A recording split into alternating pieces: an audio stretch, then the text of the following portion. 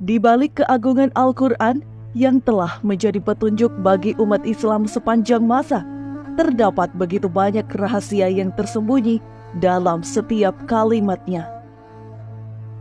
Al-Quran mengisahkan banyak tokoh sebagai pelajaran. Namun di antara tokoh-tokoh yang diceritakan dalam Al-Quran, terdapat sosok misterius yang disembunyikan namanya. Sosok ini menarik perhatian para peneliti, sarjana, dan pecinta Al-Quran yang ingin menggali lebih dalam tentang jati diri sosok misterius itu. Siapakah mereka? Mengapa Allah memilih tidak menyebutkan nama-nama mereka? Inilah perjalanan mengungkap sosok misterius dalam Al-Quran yang jarang diketahui.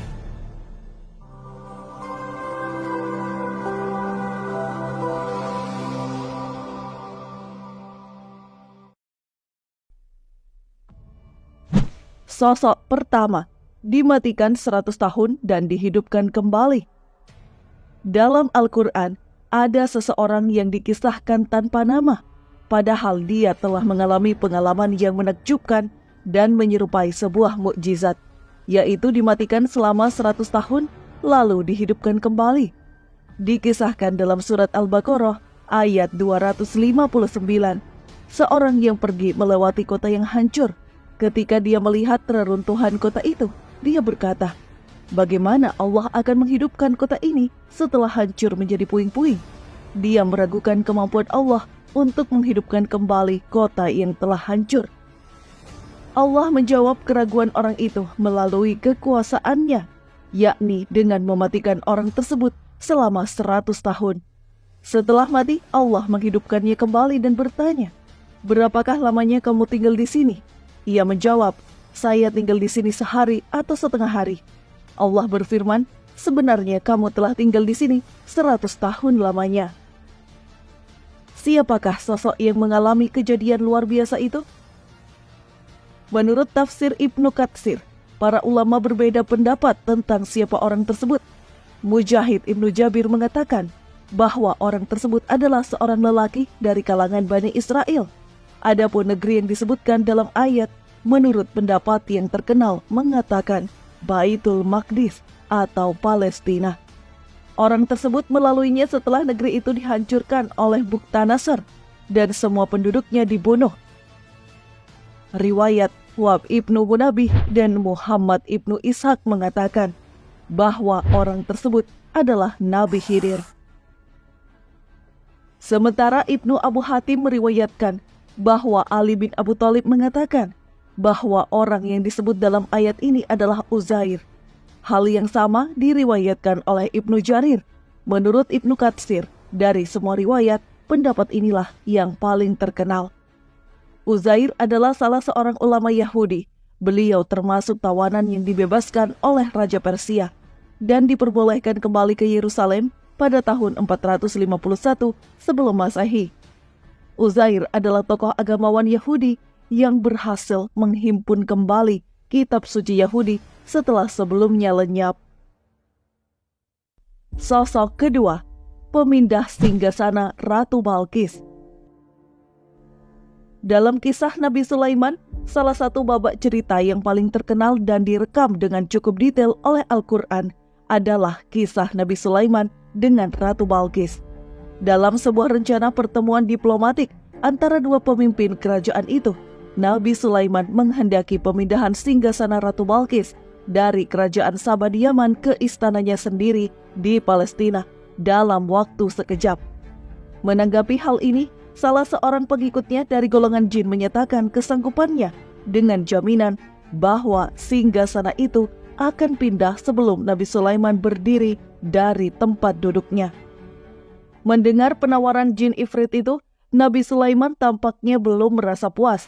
Kemudian seseorang menanggapi dengan jawaban yang sangat luar biasa. Berkatalah seorang yang mempunyai ilmu dari Alkitab, aku akan membawa singgasana itu kepadamu sebelum matamu berkedip. Maka tatkala Sulaiman melihat singgasana itu terletak di hadapannya, ia pun berkata, ini termasuk karunia Tuhanku untuk mencoba aku. Apakah aku bersyukur atau mengingkari? Quran Surah An-Naml ayat 40. Allah Subhanahu wa Ta'ala dalam Al-Quran tidak menyingkap kepribadian seseorang yang menghadirkan singgasana itu. Al-Quran hanya menggarisbawahi bahwa orang itu mempunyai ilmu dari Alkitab. Tafsir Jalalain ketika mengurai ayat ini menyebutkan sosok misterius itu bernama Asif Ibnu Barkiyah. Dia terkenal sangat jujur dan mengetahui tentang asma Allah yang teragung, yaitu suatu asma. Apabila dipanjatkan doa, niscaya doa itu dikabulkan. Sesaat setelah itu, sosok itu pun tidak disebutkan lagi. Nabi Sulaiman pun tidak menyebutkan atau memuji-muji kehebatan sosok tersebut. Hingga kini, identitas hamba Allah yang mempunyai ilmu dari Alkitab tersebut tetap menjadi rahasia Allah yang tersembunyi.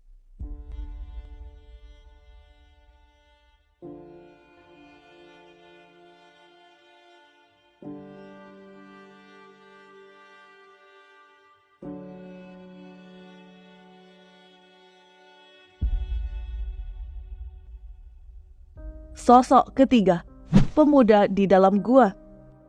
Salah satu kisah paling terkenal dalam Al-Quran adalah kisah pemuda di dalam gua atau Ashabul Kahfi. Kisah ini dituturkan di hampir semua agama samawi. Tapi menariknya, tidak ada yang bisa memastikan siapa saja mereka yang disebut sebagai Ashabul Kahfi ini. Bahkan jumlah mereka pun hanya Allah Subhanahu wa Ta'ala yang tahu pastinya. Allah Subhanahu wa Ta'ala menceritakan kisah mereka cukup panjang dalam Al-Quran. Surat Al-Kahfi ayat 9 hingga ayat 26.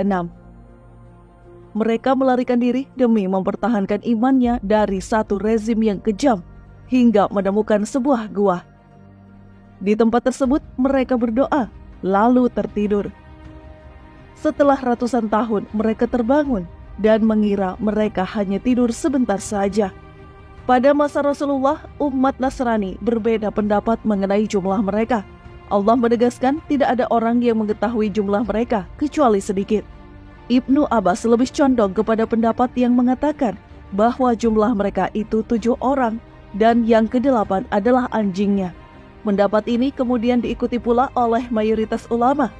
Mengenai nama-nama mereka yang 7 itu, terdapat macam-macam pengucapannya. Menurut Ibnu Hajar, tidak ada yang dapat dijadikan rujukan karena bukan nama Arab. Dalam tafsir Ibnu Katsir disebutkan nama-nama mereka sebagai berikut: Maksalminah, Tamlikah, Martunus, Birunus, Dominus, Yatbunus, Falias Tatyunus, dan nama anjingnya Hamran atau Kitmir. Nama-nama ini diambil dari ahli kitab, sehingga kebenarannya masih diragukan. Hanya Allah yang lebih mengetahui. Kapan mereka hidup? Para pemuda itu hidup ketika berdiri rezim yang demikian keras penentangannya terhadap agama-agama samawi. Penindasan yang dilakukan oleh penguasa zaman pemuda-pemuda itu diperkirakan terjadi pada masa Kekaisaran Romawi, tepatnya ketika Trajanus naik tahta sekitar tahun 98 hingga 117. Pendapat lain mengatakan raja penindas itu adalah Kaisar Hadrianus yang berkuasa setelah Kaisar Trajanus. Di manakah letak gua Al-Kahfi itu? Ada 5 tempat yang diduga sebagai gua Ashabul Kahfi. Pertama, di Ephesus atau Epsus, satu kota tua di Turki. Kedua, gua di Kasium, dekat kota As-Salihiyah di Damaskus. Ketiga, gua Al-Batra di Palestina. Keempat, gua di salah satu wilayah di Skandinavia. Kelima, gua Rajib yang berlokasi sekitar 8 km dari kota Amman, Yordania. Letak dan nama-nama penghuni gua tidak sepenting mengetahui serta menarik pelajaran dari peristiwa ini. Dari peristiwa itu kita dapat mengambil pelajaran yang berharga, antara lain tentang betapa kuasa Allah terhadap hamba-hambanya.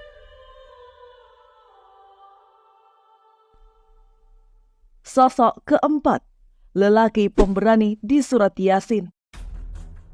Dalam Al-Quran di surat Yasin ayat ke-20, Allah Subhanahu wa Ta'ala menyebutkan seseorang yang menyeru kaumnya untuk mengikuti para utusan Allah. Namun nama maupun identitas sang penyeru itu disamarkan.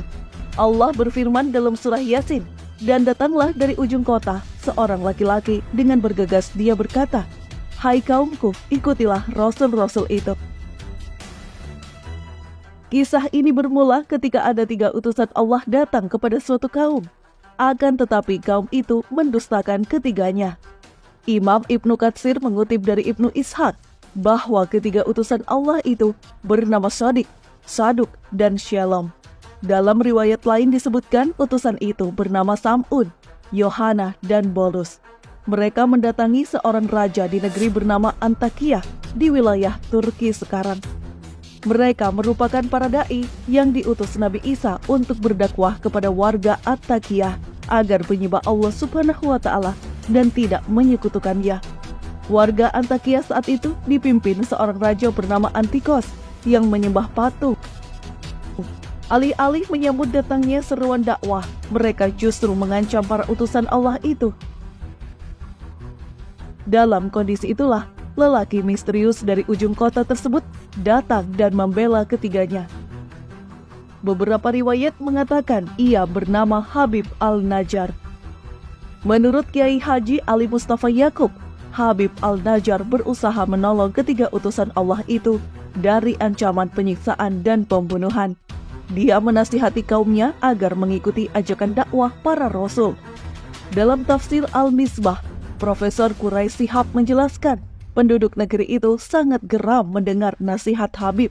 Mereka pun melemparnya dengan batu hingga gugur sebagai syahid.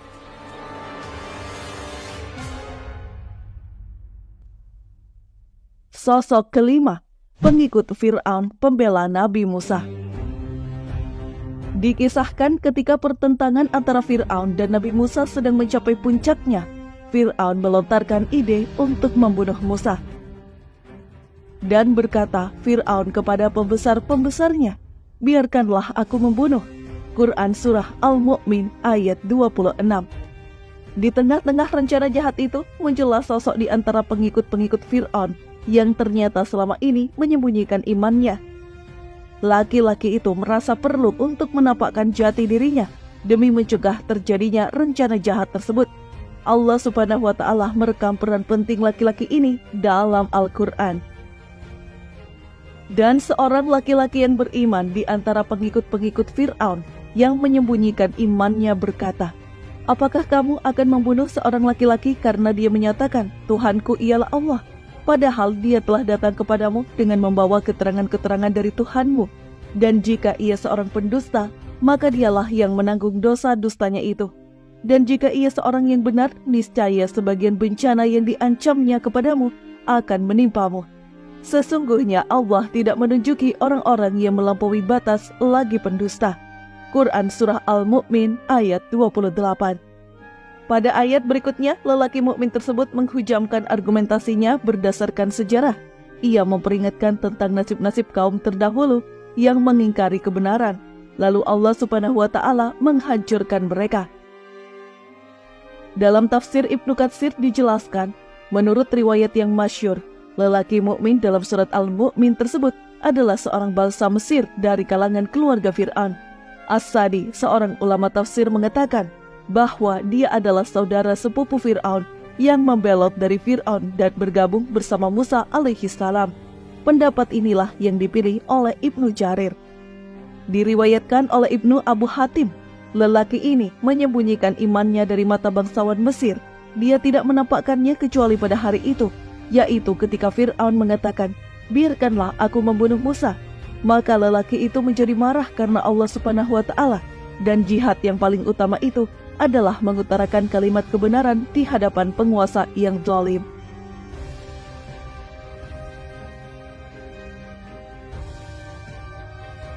Al-Quran menyimpan mutiara terpendam yang tidak terbatas. Ayat-ayatnya mengandung makna yang demikian mendalam bagi orang-orang yang ingin memahaminya. Salah satunya di dalam Al-Quran, Allah Subhanahu wa Ta'ala kerap menyembunyikan nama sejumlah tokoh besar, seolah Allah ingin menunjukkan kepada kita bahwa amal-amal mereka tetap tercatat dan tidak pernah hilang. Meski sejarah tak akan pernah tahu persisnya nama mereka. Dengan cara itu pula, Allah ingin memberikan contoh dalam hal keikhlasan. Kita tidak perlu mencari ketenaran, keviralan, atau pengakuan ketika melakukan perbuatan baik.